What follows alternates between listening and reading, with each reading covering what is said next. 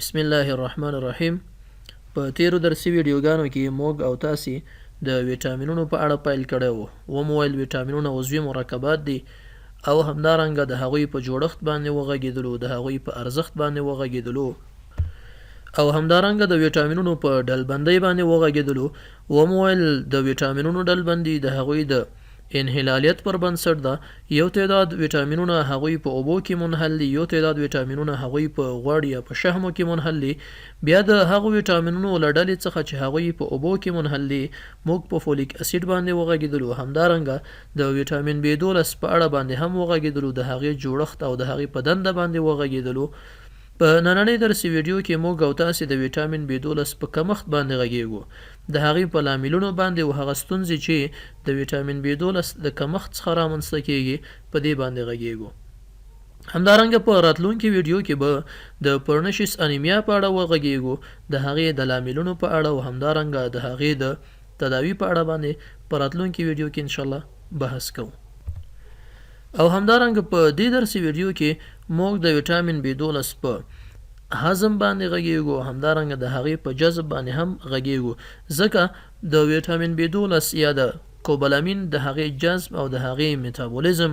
زموږ لپاره اړین دی ترڅو د هغې د کمښت د لاملونو په اړه باندې ښه پوه شو. همدارنګه هغه ناروغۍ چې رامنځته کیږي په هغې باندې هم ښه پوهېدو لپاره باید موږ د هغې په میټابولیزم، په هضم باندې او همدارنګه د ویټامین B12 په جذب باندې باید وغږیږو. نو لومړی موږ او تاسې د ویټامین B12 په جذب او هضم باندې غږیږو او له هغې څخه وروسته بیا د هغې د کمښت په اړه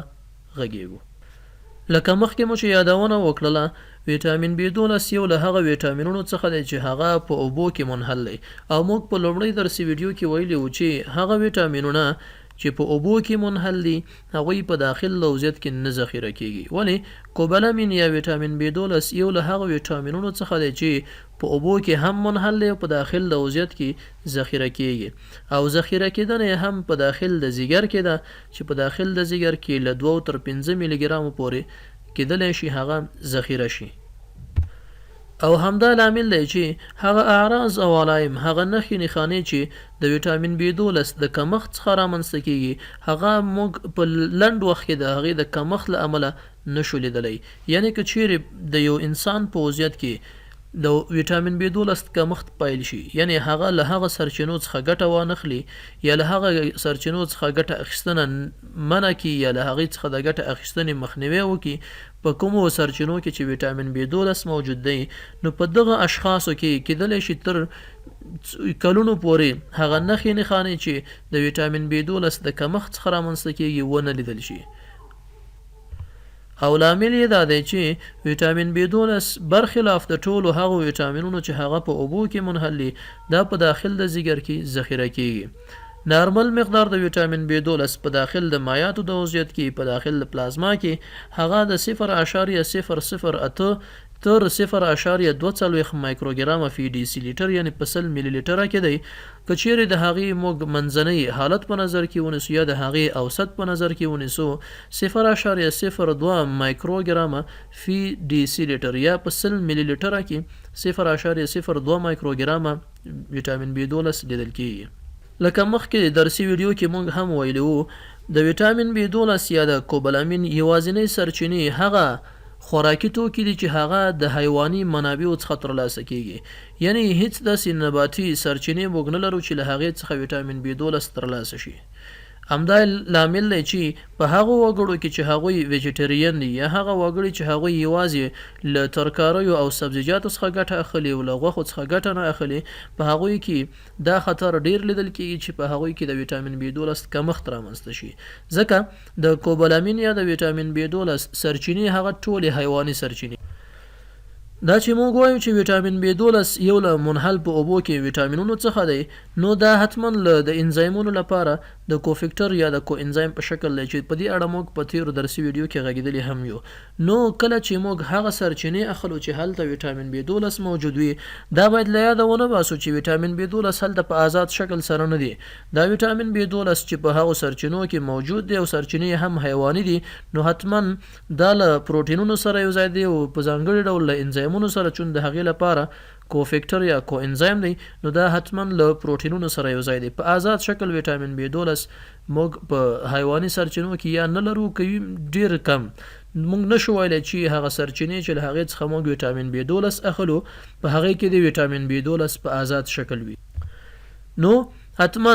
ویټامین B12 یا له انزایمونو سره یا له نورو پروټینونو سره په داخل د وضعیت کې هلته موجود دی او په دغه شکل سره یې موږ له خوراکي توکو څخه اخلو. دا چې موږ ته معلومه ده په خوله کې موږ داسې کوم پروټین یا داسې کوم انزایم نه لرو یا داسې کوم پروسه نه لرو چې هلته د پروټینونه تجزیه شي یا په کټابولیزم باندې ورسیږي. نو همدا لامل دی چې کله موږ له خوراکي توکو څخه ګټه اخلو خصوصا هغه خوراکي توکي چې هغوی د ویټامین B12 لپاره سرچینه ده. دغه خوراکي توکي په خوله کې په هغې کې کوم هضم باندې نه رسیږي دوی مستقیما معدې ته رسیږي. یوازینی هضم چې په خوله کې صورت نیسي د پروټینونو هغه میخانیکي هضم دی. ولې داسې انزایماتیکي هضم یا دا چې پروټینونه د هغې پیپټایډي رابطې دي تجزیه شي یا په کټابولیزم باندې ورسیږي موږ داسې کومه پروسه په خوله کې نه لرو. نو همدا لامل دی چې ویټامین B12 او د هغې سره چې کوم خوراکي توکي موږ اخیستي دي ټول یو ځای معدې ته انتقالیږي. کله چې معدې ته دغه خوراکي توکي چې ویټامین B12 لري او اکثره یا ډیری یا ټول هغه پروټینونه دي دا چې کله معدې ته رسیږي په معده کې هایدروکلوریک اسید او همدارنګه د پیپسین انزایم چې یو پروټیلایټیک انزایم دی یعنی هغه انزایم دی چې پروټینونو باندې عمل تر سره کوي پروټینونه تجزیه کوي په کټابولیزم یې رسوي او هایدروکلوریک اسید چې په معده کې موجود دی هغوی د پروټینونو تغیر ماهیت کوي او ترڅو پیپسین انزایم په هغې باندې عمل وکړي. نو دا د دې لامل کېږي چې هغه پروټینو جوړښتونه چې د ویټامین B12 سره یو ځای وو هغه په هضم باندې ورسیږي یا په کټابولیزم باندې ورسیږي یا دا دی چې ویټامین B12 له هغې څخه ازادیږي. په ساده ژبه یې وایو ویټامین B12 په معده کې له خوراکي توکو نورو خوراکي توکو څخه چې موږ یو ځای ورسره اخیستي هغه ترې جدا کېږي او ویټامین B12 په آزاد شکل معده کې پاتې کېږي. کله چې په معده کې ویټامین B12 آزاد شي په دغه حالت کې یو بل پروټین دی چې ګلایکوپروټین دی او دغه ګلایکوپروټین یعنی هم پروټین دی هم قندونه ورسره دي کېدلی شي هیګزوز یا هیګزوزامین دغه قندونه ورسره دي او دغه پروټین چې دلته په دې زیړه نښه باندې ښودل شوی دی دا د کوبالوفیلین یا د آر پروټین اف سلیوا یا د هپټوکورین او یا هم د ترانسکوبولامین دغه څلور واړه نومونه د همدغې پروټین دي. دغه ګلایکوپروټین دا اصلا د خولې په لعابو کې موجود دی د خولې په لاړو کې موجود دی. کله چې موږ خوراکي توکي تیروو نو د خولې لاړې هم ورسره تیریږي او د خولې په لاړو کې دغه پروټین موجود دی چې کوبالوفیلین ورته وایي یا ترانسکوبولامین یو ورته وایي یا آر پروټین ورته وایي دا هم معدې ته انتقالیږي. کله چې ویټامین B12 په معده کې آزاد شي د نورو خوراکي توکو څخه دغه د کوبالوفیلین پروټین یا د آر پروټین ورسره یو ځای کېږي. کله چې د آر پروټین ورسره یو ځای شي دا دواړه یو کمپلیکس جوړوي. دغه کمپلیکس چون خوراکي توکي وروسته تر دې چې په معده کې په هغې باندې مختلف میټابولیکي پروسې ترسره شي هغوی ځي کولمو ته او د کولمو ډوډنیم ته رسیږي. هلته د پانقراس انزایمونه افرازیږي. دغه د پانقراس انزایمونه چې افراز شوي دا د دې لامل کېږي چې دغه د آر پروټین په هضم باندې ورسیږي او بیرته ویټامین B12 په ډوډونیم کې آزاد پاتې شي. په ډوډونیم کې چې کله ویټامین B12 آزاد پاتې کېږي دلته یو بل پروټین دی چې دا هم ګلایکوپروټین دی یعنی پروټین دی او د هغې سره قندونه دي چې هیګزوز دي او هیګزوزامین دي یا نور قندونه. دا پروټین یا دغه ګلایکوپروټین د انټرنزیک فیکټر په نامه باندې یادېږي. د انټرنزیک فیکټر یا IF په نامه باندې مشهور دی. په ډوډونیم کې چې کله ویټامین B12 آزادیږي ویټامین B12 د دې سره انټرنزیک فیکټر یو ځای کېږي او خپله انټرنزیک فیکټر هغه د معدې د پاریټل حجرو په واسطه باندې تولیدیږي یا جوړیږي او بالاخره معدې ته افرازیږي او د معدې څخه د نورو خوراکي توکو سره یو ځای ډوډونیم ته رارسیږي او په ډوډونیم کې د ویټامین B12 سره یو ځای کېږي. مخکې ورسره ځکه نشي یو ځای کېدلی چې هلته د آر پروټین ورسره دی. نو کله چې انټرنزیک فیکټر د ویټامین B12 سره یو ځای شي په ډوډونیم کې دوی بالاخره انتقالیږي د کولمو په اوږدو کې هغوی رسیږي ایلیوم ته. کله چې الیم ته ورسیږي د الیم حجرو په واسطه باندې یا هغه د الیم د مخاط حجرې چې په الیم کې موجود دي د هغې په واسطه باندې وټامین B12 جذبیږي او جذبي په دې شکل دی چې دغه د انټرنزیک فیکټر او د وټامین B12 دا یو کمپلیکس چې دا راځي بل اخره دلته یو تعداد ریسپټر دی یا اخیزي دي چې د کیوبیلین ریسپټر په نامه باندې یادېږي د کیوبیلین ریسپټر په سره یو ځای کېږي او همدارنګه دغه د الیم یا دا حجره فرق نه کوي د الیم د مخاط حجرې هغوی یو ډول بل فیکټر دی چې ریلیزینګ فیکټر ورته وایي دا آزادوي نو د دغه ریلیزینګ فیکټر په موجودیت کې او د کلسیم په موجودیت کې انټرنزیک فیکټر د وټامین B12 څخه جدا کیږي وټامین B12 آزاد پاتې کیږي او بل اخره د الیم د مخاطي حجرو په واسطه باندې جذبیږي کله چې د هغې جذب صورت ونیسي بل اخره انتقالیږي پورټل وین ته یا وینې ته او په وینه کې د ټرانسکوبولامین 2 او همدارنګه یو کم مقدار د ټرانسکوبولامین 3 پروتین په واسطه باندې په وینه کې هغه انتقالیږي بل اخره زیګر ته رسیږي او په زیګر کې یا ذخیره کېږي که ضرورت وي حجرو ته انتقالیږي او لیږدول کېږي او که ضرورت نه وي په داخل د زیګر کې ذخیره کېږي په دغه شکل باندې د مختلفو فیکټرونو په واسطه باندې چې یو د آر پروتین دی چې په داخلي په لاړو کې موجود دی بل اخره په معده کې د وټامین B12 سره یو ځای کېږي دویم د انټرنزیک فیکټر دی چې په د معدې د پارټیل حجرو په واسطه باندې تولیدېږي او په ډوډونیم کې د وټامین B12 سره یو ځای کېږي او دغه کمپلیکس راځي د الیم حجرو د کیوبیلین ریسپټرو سره یو ځای کېږي او وټامین B12 جذبیږي له 1 تر 3 سلنو پورې وټامین B12 کېدلی شي هغه د ساده نفوذ په شکل باندې یا د سمپل ډیفیوژن په واسطه باندې په دغه طریقه باندې هم جذب شي ولی باقی مانده تقریبا 90 سلنو تر 99 سلنو ټول وټامین B12 چې جذبیږي هغه په دغه شکل باندې اوزیت ته جذبیږي د ټرانسکوبولامین 1 ټرانسکوبولامین 2 او ټرانسکوبولامین 3 ولی عمدتاً د ټرانسکوبولامین 2 پروتین په واسطه باندې په وینه کې انتقالیږي او بل اخره زیګر ته انتقالیږي او په زیګر کې یا ذخیره کېږي او یا له زیګر څخه هغه حجرو د چې هلته د وټامین B12 اړتیا وي هلته یا هغه انساجو ته لیږدول کېږي په دغه شکل باندې د کوبالامین یا وټامین B12 جذب او هضم صورت نیسي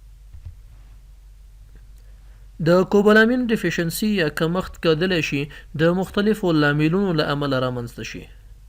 ځینې هغه لاملونه دا دي چې په ځینې حالاتو کې وګړي د هغو سرچینو څخه ګټه نه اخلي یا د هغو سرچینو څخه په کم مقدار ګټه اخلي چې هغه د وټامین B12 سرچینې دي په ځانګړي ډول حیواني سرچینې چې د یوازینۍ سرچینې د وټامین B12 لپاره دي یا په ځانګړي ډول هغه وګړي چې هغوی ویجیټریان دي یا هغه وګړي چې هغوی یوازې له ترکاري بابو څخه ګټه اخلي په دغو وګړو کې د وټامین B12 کمښت رامنځته کېږي یو لامل دا دی چې موږ د هغې له سرچینو څخه په کافي اندازه باندې ګټه نه اخلو دویم لامل دا دی چې په ځینې وګړو کې اټومیون امراض رامنځته کېږي که چیرې دغه مخکینی د جذب تصویر ته موږ نظر واچوو په ځینې وګړو کې د اټومیون ناروغیو له امله یا هغه ناروغۍ چې په خپله د داخلي پروتینونو په مقابل کې یا په داخلي حجرو په مقابل کې زموږ او تاسې دفاعي سیستم انټي باډي تولیدوي دغه اټومیون ناروغۍ د دې لامل کېږي چې وټامین B12 جذب کم شي او د هغې عمده لاملونه دا دي چې په ځینې حالاتو کې د معدې د پارټیل حجرو په مقابل کې انټي باډي تشکیلیږي او دا د دې لامل کېږي چې هلته پارټیل حجرې تخریب شي کله چې د معدې هغه حجرې تخریب شي انټرنزیک فیکټر نه تولیدېږي کله چې انټرنزیک فیکټر تولید نشي دا د دې لامل کېږي چې د وټامین B12 سره یو ځای نشي او بل اخره وټامین B12 د هغې جذب صورت ونه نیسي او هغه له وضعیت څخه اطراح کېږي په ځینې حالاتو کې د په خپله د انټرنزیک فیکټر په مقابل کې انټي باډي تولیدېږي چون اټومیون ناروغۍ دي مختلف ډولونه لري د انټرنزیک فیکټر په مقابل کې انټي باډي تشکیلیږي او دا د دې لامل کېږي چې انټرنزیک فیکټر چې کوم تولید شوی دی هغه تخریب شي کله چې دا تخریبېږي دا د دې لامل کېږي چې بیا هم د وټامین B12 سره یو ځای نشي کله چې د هغې سره نه یو ځای کېږي د وټامین B12 جذب صورت نه نیسي اگر که په دې دواړو حالاتو کې موږ له خوراکي توکو څخه په کافي اندازه باندې وټامین B12 اخلو یا کوبالامین اخلو ولې د هغې جذب صورت نه نیسي ځکه دغه پروسه کې ستونزه رامنځته کېږي په ځینې حالاتو کې خپل د پانقراس ستونزې وي چې پانقراس یا افرازات نشي کولای یا د هغې څخه لري پانقراس په ځینې خلکو کې التهاب کړی وي یا د ځینې خلکو څخه لرې کړلی شوی وي په دې حالاتو کې هم چون دلته بیا هم د ویټامین B12 څخه د آر پروټین نه جدا کیږي ویټامین B12 په آزاد شکل نه پاتې کیږي په همدغه کمپلیکس شکل باندې چې دلته په معده کې کمپلیکس جوړ کړی دی د آر پروټین او د ویټامین B12 په همدې شکل باندې چون لدې څخه ازادیږي نه د ویټامین B12 څخه د پانقراس انزایمونو نشته دی نو په همدې شکل لوزت څخه اطراح کیږي او د هغې جذب صورت نه نیسي او دا هم د دې لامل کیږي چې د ویټامین B12 کمښت رامنځته شي په ځینې حالاتو کې په بعض ناروغانو کې د هایدروکلوریک اسید تولید کم وي یعنی هایدروکلوریک اسید په کافي اندازه باندې نه تشکیلیږي نه تولیدیږي کله چې هغه په کافي اندازه باندې تولید نشي دلته ویټامین B12 له هغو سرچینو څخه چې اخیستل شوی دی هلته له پروټیني توکو سره یو ځای دی له هغې څخه نه ازادیږي کله چې د هغې څخه آزاد نشي دا هم د دې لامل کیږي چې د ویټامین B12 کمښت رامنځته شي نو مختلف لاملونه دي چې هغه د دې سبب کیږي چې د کوبالامین یا د ویټامین B12 کمښت په داخل د وضعیت کې رامنځته شي او د ویټامین B12 د کمښت څخه بیا مختلف ناروغۍ رامنځته کیږي چې یوه له عمده ناروغۍ څخه هغه د میګالوبلاستیک انیمیا ده چې موږ د فولیک اسید په برخه کې د هغې په اړه په تفصیل سره غږېدلی یو موږ وویل چې کله میګالوبلاستیک انیمیا هغه حالت دی چې هلته د DNA د ریپلیکیشن لپاره تایمیډین مونوفاسفیټ له یوریډین ډي اوکسي یوریډین مونوفاسفیټ څخه نه تولیدي او لامل دا دی چې هلته د فولیټ یا تترا هایدروفولیټ ډیفیشنسي رامنځته کیږي ځکه ټول تترا هایدروفولیټ هغه میتایل ته تبدیل شوی دی او میتایل ګروپ یې نه انتقالیږي کله چې د میتایل ګروپ هوموسیسټین ته انتقال نشي بالاخره هغه میتینین ته نه تبدیلیږي او په همدغه شکل باندې پاتې کیږي او دا د دې لامل کیږي چې د ډي اوکسیورډین مونوفاسفیټ تایمیډین مونوفاسفیټ ته تبدیل نشي د DNA ریپلیکیشن د حجرو تکثر صورت نه نیسي او په پایله کې انیمیا رامنځته کیږي همدارنګه هیموګلوبین هم نه تشکیلیږي دوهمه ستونزه چې د کوبالامین د کمښت څخه رامنځته کیږي هغه د شوکي نخاع یا د نخاع شوکي یا د سپاینل کورډ د هغې غیر رجعي شکل باندې د هغې تخریب دی او دا تخریب یې هم ځکه رامنځته کیږي د هغه پروټین چې هغه د میالین لپاره اساسي پروټین دی نیورونونه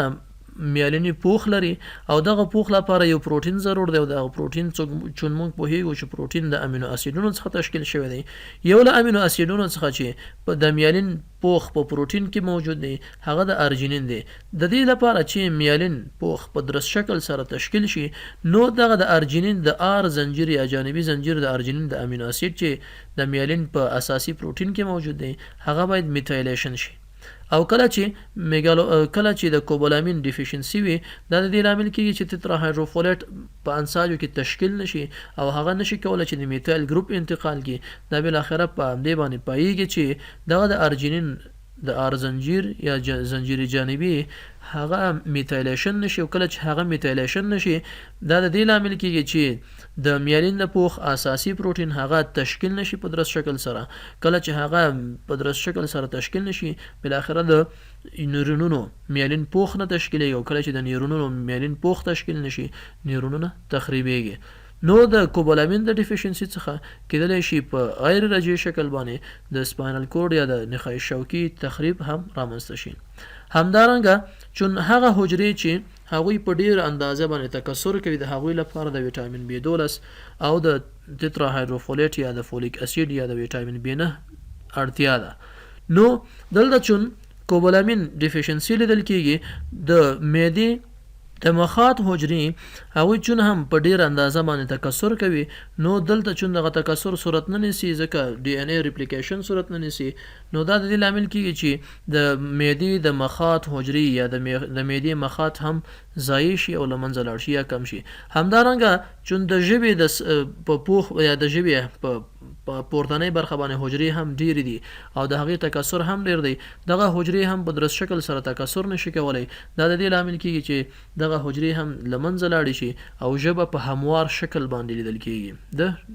کوبالامین یا د ویټامین B12 په کمښت کې همدارنګه په ځینې ناروغانو کې هلته نیورولوژیکي ستونزې هم لیدل کیږي یعنې په هغوی کې نیوروني ستونزې هم لیدل کیږي او د هغې لامل دا دی چې موږ وویل چې ویټامین B12 د دوو انزایمونو لپاره په ځانګړي ډول د کوفیکټر په شکل دی. یو انزایم هغه میتایل منونایل کو ای میوټیز چې هلته هغه میتایل منونایل کو ای تبدیلوله سوکسینایل کو ای ته او هغه وروسته په میټابولیزم باندې رسیدل. په دې اړه موږ په 13 درسي ویډیو کې یا د ویټامین B12 په جوړښت او د هغې په دنده ویډیو کې موږ غږیدلی یو. نو کله چې میتایل مالونایل کو ای هغه سوکسینایل کو ای ته نه تبدیلیږي د هغې تجمع یا د هغې ډیرېدنه په داخل د وضعیت کې رامنځته کیږي. کله چې هغه په داخل د وضعیت کې ډیر شي تجمع وکړي چې سوکسینایل کو ای ته نه تبدیلیږي، په دغه حالت کې هغه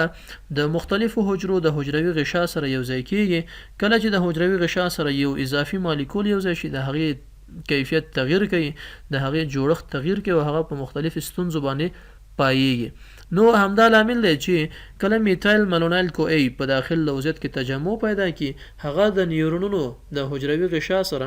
یوځای کیږي. کله چې د هغې سره یوځای شي د هغې حجروي غشا تغییر ماهیت کوي، د هغې جوړښت تغییر کوي، د هغې